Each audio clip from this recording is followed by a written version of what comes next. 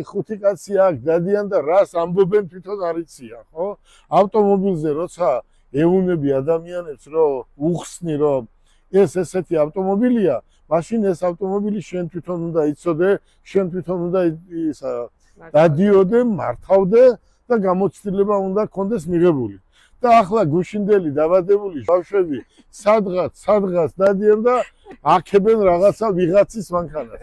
ბიჭო, მანქანას როცა ყიდი, მარი ქალბატონო ქეთი, მანქანას როცა ყიდი, მაშინ აუცილებელი არის იმ ავტომობილს, რომელსაც ყიდი, რომ რამე ხვალ მოუვიდეს იმის გაკეთების ერთი ადგილი კონდეს. თუ არა გაქვს ეს ერთი ადგილი, აი როგორ გინდა რომ გავუკეთო.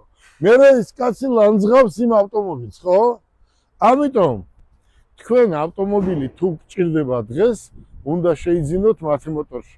აი და ნახეთ უბრალოდ რამდენი ავტომობილი დგას მარტო აქ გარეთ. შეხედეთ. აი შეახედეთ. მარტო აქ.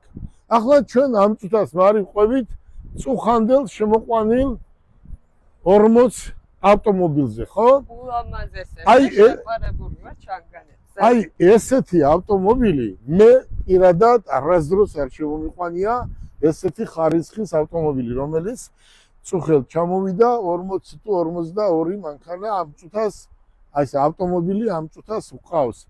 მარი, ამ ავტომობილზე რა ქვია სახელი? ჩანგანები.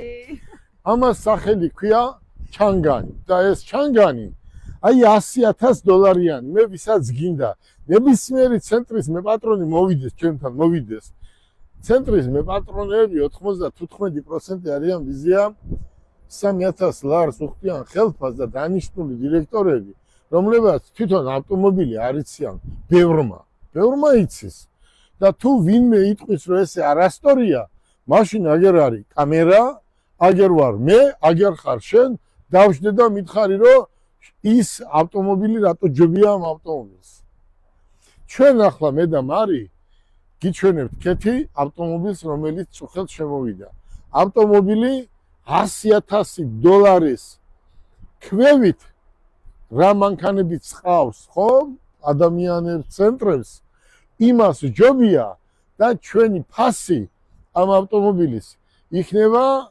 $28,900 თავისი ნაპოლეონი. თან ჯიპი, თან 4-4-ზე. თქვენ ახლა ავტომობილს, რომელსაც ნახავთ, $100,000 მანქანაა.